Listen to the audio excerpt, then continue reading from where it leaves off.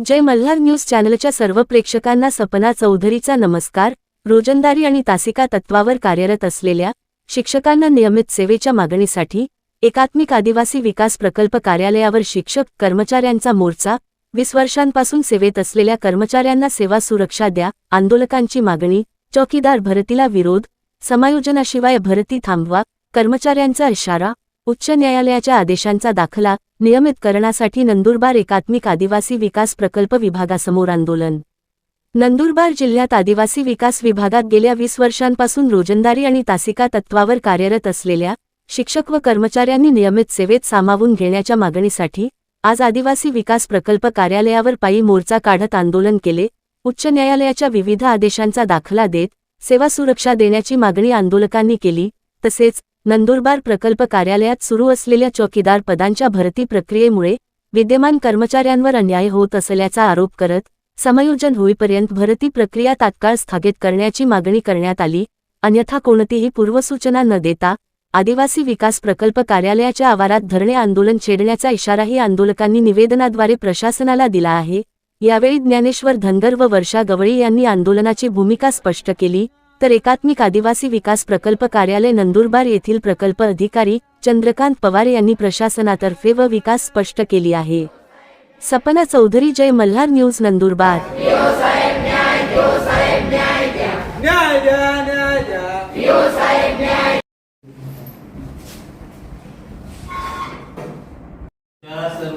तुम्ही सर्व आमचेच कर्मचारी आहात। तुमच्या सर्वांबद्दल आम्हाला बुधवारपासून आम्ही 3 दिवस केस टू केस सगळ्या केसेसचं अवलोकन केलं। सगळ्यांचं हे करून की आयुक्तालयाने जी 168 लोकांची यादी होती त्याला सेवा संरक्षण दिलेले आहे। आम्ही आदिवासी विकास विभागात शासकीय आश्रम शाळेमध्ये 10 ते 15 वर्षापासून कार्यरत आहोत आणि आम्हाला उच्च न्यायालयाने 2024 मध्ये निर्णय दिलेला आहे। ज्याप्रमाणे मागे 2022 मध्ये शासन निर्णय होऊन 5 शासन निर्णय होऊन 1738 कर्मचारी नियमित केले। त्याच बेसवर आम्हाला देखील उच्च न्यायालयाने निर्णय दिला होता, परंतु 2024 मध्ये निकाल लागून देखील आज 2026 आला, तोपर्यंत आम्हाला न्याय मिळाला नाही।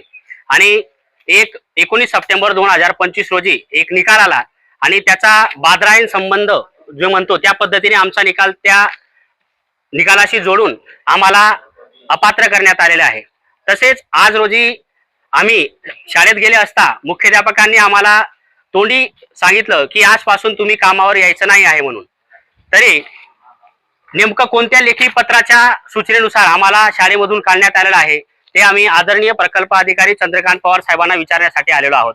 आणि जे काही कोणी लेखी पत्र असं दिले असेल ते त्यांनी आम्हाला रिटर्न मध्ये लेखी स्वरूपात द्यावं की संबंधित अधिकाऱ्यांनी आम्हाला असे निर्देश दिलेले आहेत की तुम्हाला शाळेवर यायची गरज नाही म्हणून। 2024 मध्ये आमचा निकाल लागला, त्या निकालामध्ये कुठेही लिहिलेलं नाही की आम्ही अपात्र आहोत। आम्हाला कोर्टाने अपात्रचा आदेश देखील दिलेला नाही, तरी सुद्धा आयुक्तालयाकडून आम्हाला अपात्र ठरवून आम्हाला नोकरीमधून बाद करण्यात आलेलं आहे। फक्त लेखी सूचना न देता मौखिक सूचना देण्यात आलेल्या आहे। पीओ साहेबांनी आणि आयुक्तालय मधून साहेबांनी आम्हाला लेखीमध्ये द्यावं की ते आम्हाला कामावर घेऊ शकत नाहीत किंवा त्या आदेशाच्या अनुषंगाने ते आम्हाला अपात्र ठरवत आहेत असं आम्हाला लेखीमध्ये द्यावं त्यांनी साहेबांनी, एवढी आमची विनंती आहे। आम्ही 10 वर्षापासून सगळी सेवा इथं बजावत आहोत।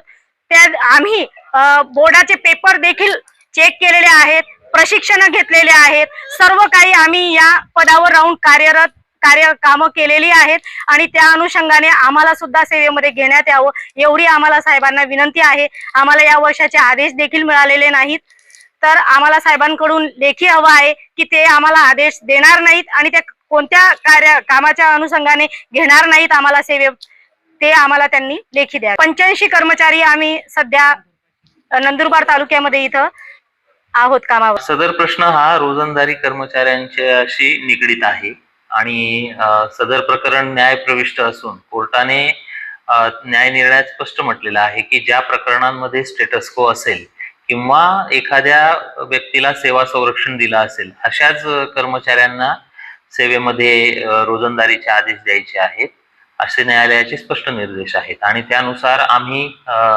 या नंदुरबार प्रकल्पामधील रोजंदारी कर्मचाऱ्यांचे केस टू केस सगळ्या प्रकरणांचा अभ्यास करून कोर्टाने जे न्याय निवाडा दिलेला आहे त्याच्यानुसार त्यांची यादी बनवून वरिष्ठ कार्यालयाकडे मार्गदर्शनासाठी पाठवलेलं आहे. वरिष्ठ कार्यालयाकडून सूचना प्राप्त होताच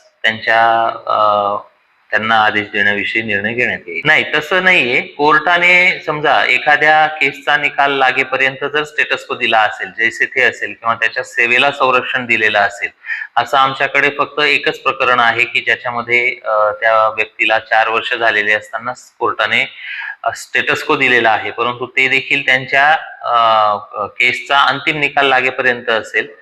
त्याला अंतरिम दिलासा दिलेला आहे आणि त्याच्यानुसार निर्णय घेण्यात येईल.